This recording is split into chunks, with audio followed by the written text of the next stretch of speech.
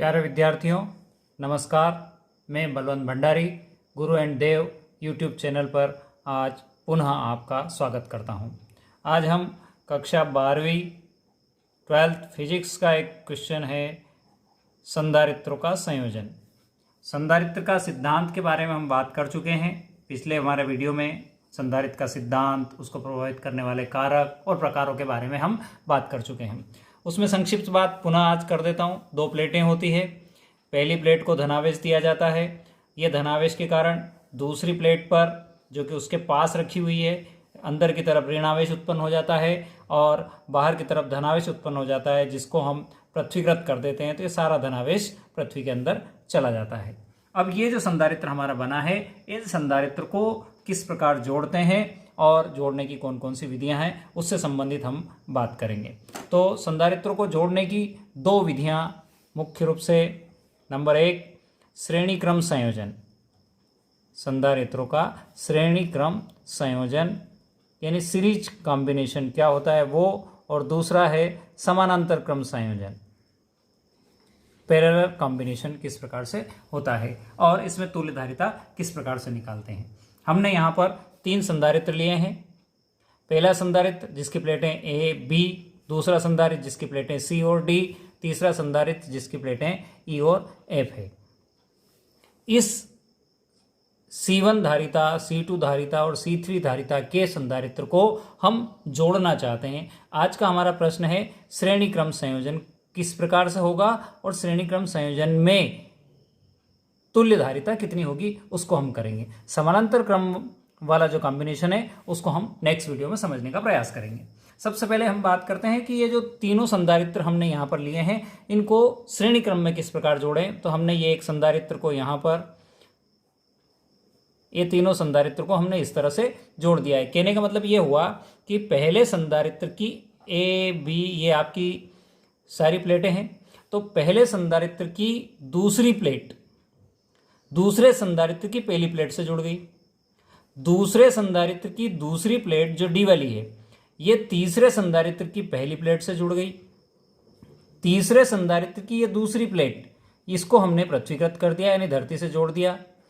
तो जो हमारा आवेश की स्थिति है plus minus plus plus minus, वही सिद्धांत वाला, यानी कहने का मतलब हमने यहाँ पर इसको क्यू आवेश दिया, धनावेश दिया। तो ये धनावेश के कारण प्रेरण द्वारा यहाँ ऋणावेश उत्पन्न हुआ, बाहर की तरफ धनावेश उत्पन्न हुआ। ये धनावेश चूंकि इससे जुड़ा हुआ है तो ये सारा धनावेश कहाँ चला गया, इसके ऊपर आ गया, दूसरे संधारित्र की पहली प्लेट पर। इस धनावेश के कारण यहाँ पर प्रेरण की घटना हुई, अंदर ऋणावेश बाहर धनावेश, ये धनावेश यहाँ पर इसमें आ गया, यहाँ पर पूरे पर धनावेश उत्पन्न हो गया और प्रेरण के द्वारा यहाँ अंदर की तरफ ऋणावेश और बाहर जो धनावेश उत्पन्न हुआ था वो पृथ्वी में चला गया है। यूँ कह सकते हैं कि धरती से इलेक्ट्रॉन आकर उसको समाप्त कर देते हैं।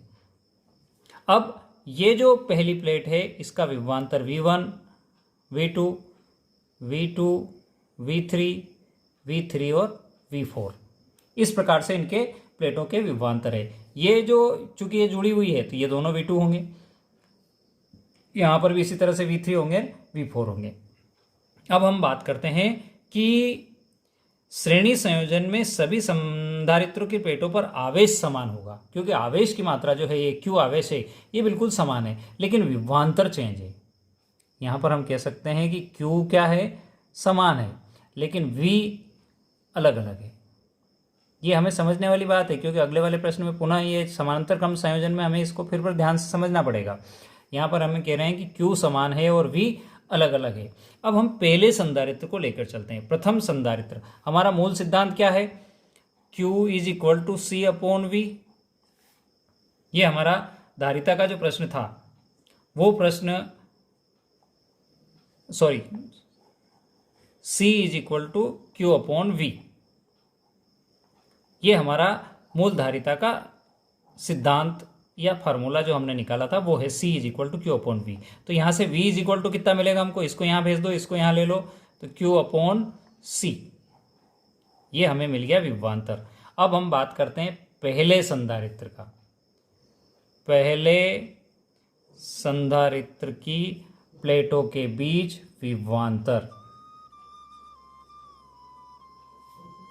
पहले संधारित्र की प्लेटों के बीच विभवांतर या यूँ कह सकते हैं अपन V1 माइनस V2 कितना होगा, इस सूत्र से मान रखना है हमको Q अपॉन C। चूँकि आवेश यहाँ हमने लिख दिया समान है तो Q C इसकी धारिता कितनी है, पहले वाले की C1 है, दूसरे की C2 है और तीसरे की C3 है, तो ये हो गया C1। इसको समीकरण नंबर 1 कह सकते हैं अपन। इसी प्रकार दूसरे संधारित्र के बीच, प्लेटों के बीच विभवांतर V2 minus V3 is equal to हो जाएगा Q अपॉन C2, समीकरण नंबर 2। इसी प्रकार से तीसरे संधारित्र की प्लेटों के बीच विभवांतर कितना होगा, V3 minus V4 is equal to Q upon C3। ये 3 समीकरण हमारी बन गए हैं। अब यहाँ पर हम एक कल्पना करते हैं कि माना कि ये 3 संधारित्र जो हमने जोड़े हैं, ये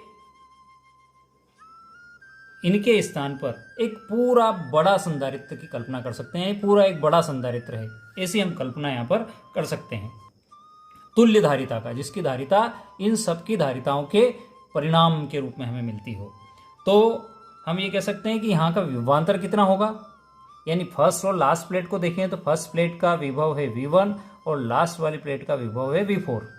तो विभवांतर कितना होगा, V1 माइनस V4, ये विभवांतर हो जाएगा आपका।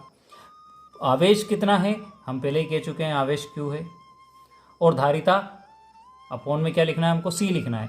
चूंकि हम एक बड़े संधारित्र की कल्पना कर रहे हैं तो उसकी धारिता हमने कितनी मान ली, C मान ली। ये आपका समीकरण नंबर हो गया 4।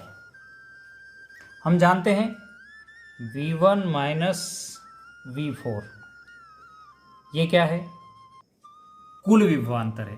तो कुल विभवांतर कितना होगा, इसका विभवांतर, इसका विभवांतर और इसका विभवांतर यदि हम जोड़ दें तो हमें कुल विभवांतर मिल जाएगा।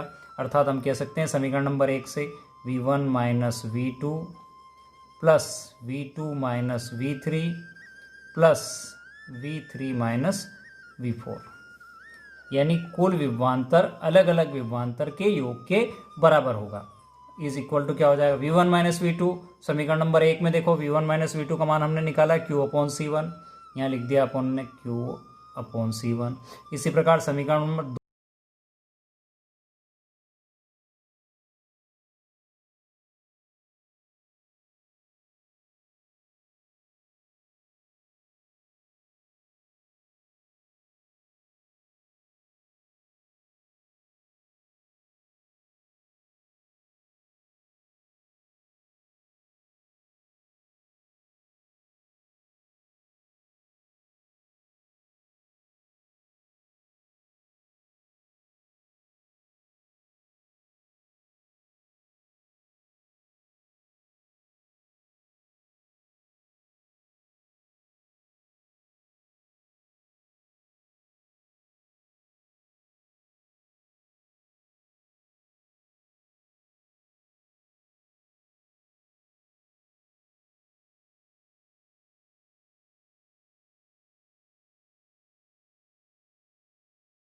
शेयर करें और अपने साथियों को जरूर बताएं।